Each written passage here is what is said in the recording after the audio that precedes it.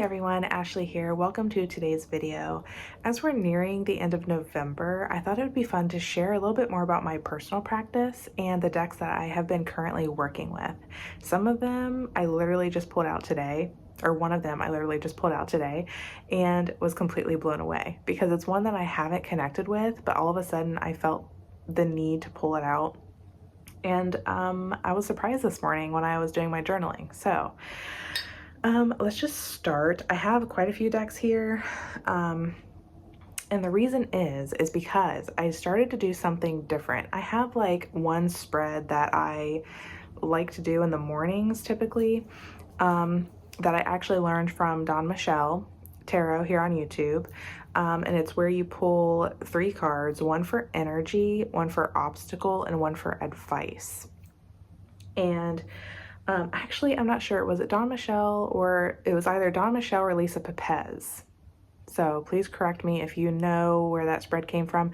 I know it was mentioned in, they both created a dice casting system for tarot, which I plan on doing a video about soon as well, because oh my goodness, that has been such a fun experience to like roll dice and get like an extra layer of meaning to my pulls. So that's coming.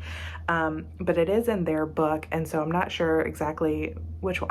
I want to say Don Michelle because I think she did a video about that spread as well at one point. Excuse me. But anyways, one of those 2 lovely ladies had shared that spread and I love it. And when I was originally using it, I was just using like one tarot deck. Typically, which this is on the list here, but typically my Tarot of Vampyres by Anne Daniels. This deck I use for everything. It's versatile for me. I absolutely love this deck. And I typically would pull the 3 cards from just this one deck alone. But I recently started to feel like I wanted to use more of my decks. And like I have so many decks that, again, I love to work with, and I love their aesthetic. I love like the dark, moody vibes. And since we're in the fall, since we just had Halloween and Samhain moving into this month and stuff, so I kind of switched into my darker decks, you know, at the beginning of November here. And but with having these different decks, I wanted to be able to work with, you know, more instead of just the one deck. So for like the energy pull, I would use Tarot of Vampire. No, actually, I changed that. This was my advice. I picked this deck for my advice. And then I pulled one from another deck and then another tarot deck. And then I went in with a clarifying deck. So let's just begin. I'll share all the decks and explain here. So for my pull, I went with this deck, which I am like absolutely in love with now because of its connection to a book that I just finished, which I talked about in my last video. This is my Phantasma deck now. It's actually called Horror Tarot with artwork by Abigail Larson, which I absolutely love her artwork. She also does the Darkwood Tarot. That's her artwork as well. And this deck, if you've read the Phantasma book by Kaylee Smith, oh my gosh, this deck totally is the vibes of that entire world. And so this is my Phantasma deck. And so I use this one as my like energy. And you know what? Honestly, it didn't really matter if it was energy, obstacle, or advice. These are the 3 decks that I mainly used for this spread. So this one I used, and these are for my daily pulls. In the mornings, I will do this spread and I will journal through everything. And then I also cast the dice and use like the dice meaning. But also if you don't know the dice casting system or anything yet, I'll leave links for Don Michelle and Lisa Papez's video because they're the creators of it. They also have a free PDF that you can print off. Again, I plan on doing a video just showing like how I've been using it and stuff, but I will leave links down below for them so that way you can check it out. But even if you don't want to use dice or have any interest in that at all, I have been also pulling this spread and using a clarifying oracle deck. Another deck I've been using, which of course I shared, I have been using Tarot of Vampyres as well for this spread. This deck's everything. I love this deck. I'm sad to say it is out of print though. I hope it comes back. I think it came back once before, if I'm not mistaken. I think it went out of print once before and then it came back because this is like a really popular deck. I know a lot of people love it. So I've been using that one as well. And then this one is actually a very new addition to my collection. It's the Stokes Gothic tarot deck. Years and years ago when I was in college, okay, not years, well, yeah, it's been quite a while since I was in college, but when I was in college, I went to a bookstore with a couple of my friends and we were just looking for like a good playing card or like, yeah, a game deck, playing card deck, whatever. And Stokes had one and I absolutely loved it because of that dark artwork. And so I had purchased it. And years later, here I am. This is kind of like an inner child deck for me now because it just brings back like those memories.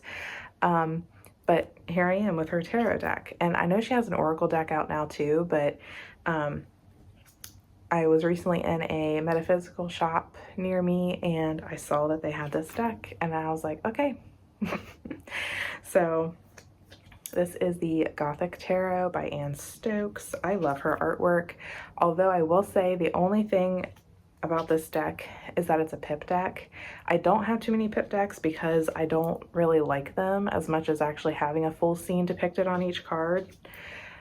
So the minors are they're just like this.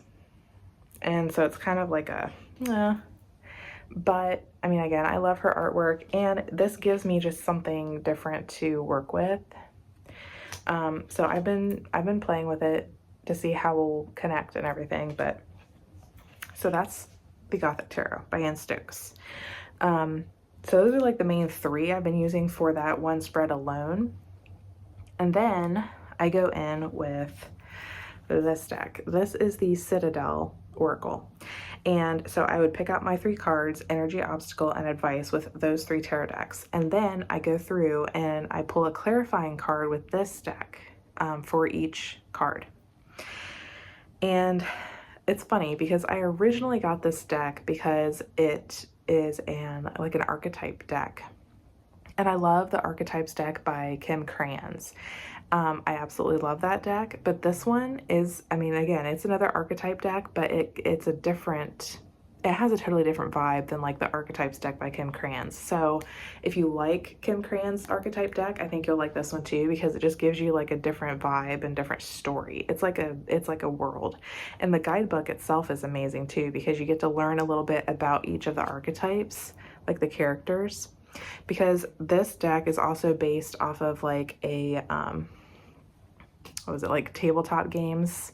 So you have like this world, this story, and then you have all these characters that are in the Citadel and around and that live around the place. And so you come across all these characters.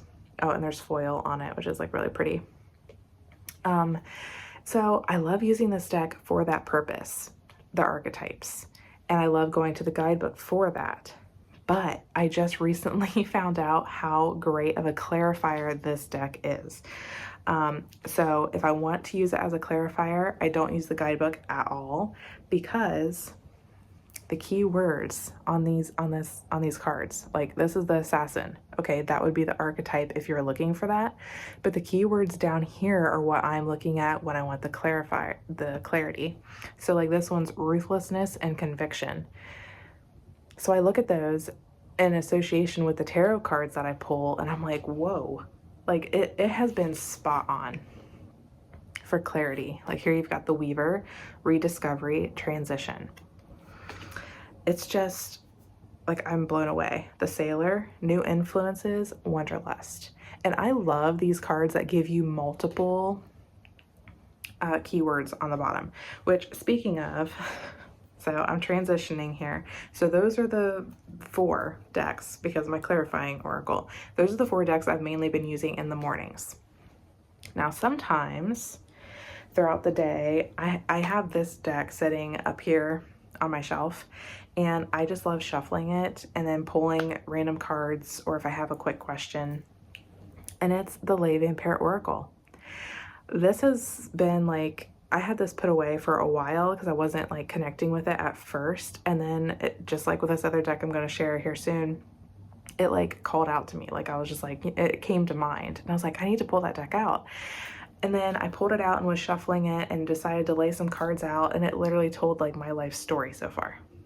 It was like, well, you were this in the past, that was part of your path there too, and then now you're transitioning into this and this and this, and I was like, whoa.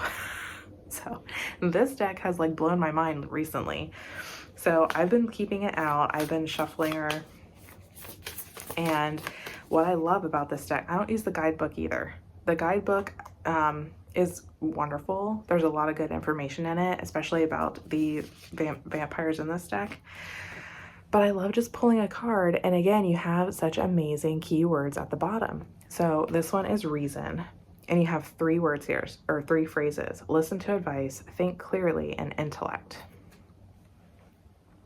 And I can just get so much just from that alone that, yeah, I love having it there, shuffling it, pulling a card, and being like, oh, like, wow. So renunciation, offering, letting go, sacrifice, keyword. So yeah, this deck has been extremely powerful. Absolutely love it. Rebellion, I love that one too. So upstart, tumult, revolution. Oh look, the number 33. So 33 is my I've just been seeing that number everywhere, and it's my soul urge number if you're like, if you know numerology. And so that's funny that I pulled that one for the last one. It's everywhere.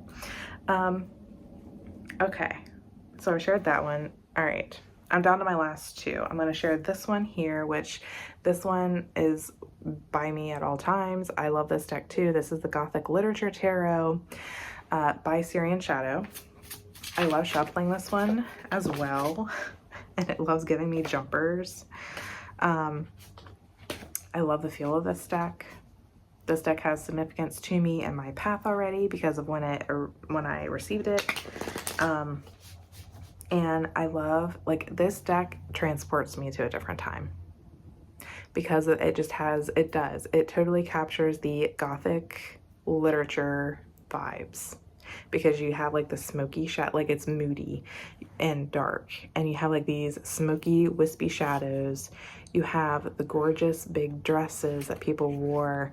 You have like the architecture in this, like you have like the cottages and the horses and the big gates, big iron gates, and the candelabras and the big, just the gorgeous structures. Like it takes me back to that time. And so this deck is really fun to work with. It's a versatile deck for me personally, and I'm having fun like going through, because like each major arcana card has a story linked to it. I mean, some of the stories are repeated. Like you'll have a couple of the major arcana characters are in one story, so like you have a few of them from Dracula and things like that. But I like going through, like I started reading Wuthering Heights, and so it's fun to see the stories and like actually read through the stories again and connect it with the tarot deck and stuff. So that's been really fun. Okay. Last deck, which is the deck that I pulled out today because it like called out to me, is the Ritual Tarot by Tara May. I haven't used this deck in a while. Like I love this deck. I love the art style. Like I love that collage artwork. I love that it was all hand done, not digitally. And so I love all of that with it, but I haven't connected with it recently. I haven't. But then I was watching a video by Racine today, and it's a new video where she's talking about connecting with deity. Like she's reflecting on her practice and how she likes connecting with deity throughout her day versus just like during ritual practice. And I love that idea, and I want to connect with deity more and learn more about all of that. And when she was talking about it, she had brought up the Ritual Tarot, and instantly I was like, okay, yeah, I just felt that I needed to pull my copy out. So I pulled it out, cleansed it, began shuffling it, and out pops High Priestess. And in Tara May's guidebook, she associates it with the goddess Isis, whom I love. I have Isis Oracle decks, and I love working with Isis. She's a mother goddess, so I just get that motherly vibe from her, that caring, loving, supportive vibe from her. And she's also the goddess of magic as well, and healing and protection. And so I pulled this out and I was like, okay, like I want to connect with more of the deity, and like it's just awesome to me that this card popped out. And then I was like, okay, what do I need to know? Four of Cups. Stagnant. Like fours are stability, but this card, when I was working through Unlocking the Tarot, Unlocking the Tarot by Lisa Papez, this card can also mean stagnant. Like you can pause and rest for a moment, but you don't want to stay too long or else you'll get stuck in this spot. So I was like, okay, how do I get out of that stuck space? And I got the Four of Wands, which is a milestone. So like pause, rest, and celebrate your victories and like your small goals that you have achieved so far. Recognize those, be grateful for those. Maybe even do a little ritual to celebrate, but then you need to move on. Like the wands are fire. They also have that moving energy, that creative energy, that passionate, like move forward. So get unstuck, celebrate what you've accomplished, but you need to start moving. So I was like, okay, so I need to get out of this stuck place, be grateful, and I need to continue on and move on. What's the last final message? And I pulled this card, which is an extra card in Tiara's deck. It's the Fool's Journey. And there was a quote in this, and I do have the book here. There's a quote for this one that like stuck out for me. It's, I postpone death by living, by suffering, by error, by risking, by giving, by losing, by Anais Nin. And then down here at the bottom in her book, it says, let this card be a reminder that we all have the power to rewrite our stories. And this was such a powerful reminder for me because I do feel stuck sometimes, especially when it comes to my creativity or even my personal growth. Like sometimes, you know, you pull cards every day and you journal about things, but sometimes you do feel kind of stagnant, or like you're on like a pause button, like you just feel kind of stuck. But this card, like Isis, is reminding me that I can rewrite my story. I can change things up and do things however I want to do to grow and to move past that. So that was just a beautiful reminder for me today, and wanted to share that with you guys because now I feel really connected to this deck just with that one pull today. So if you ever feel called to a certain deck, like if you have a deck in your collection that you haven't felt connected to, but all of a sudden it pops into your head, follow that calling, because now I'm like connected with this one, and now this one's going to stay out so I can work with it more. But yeah, there's my decks that I have been working with through the month of November, probably into December too, but I will let you guys know if that changes. I hope you guys enjoyed this video, and I would love to hear which decks you guys are working with currently. I will talk with you guys in the next video. Bye.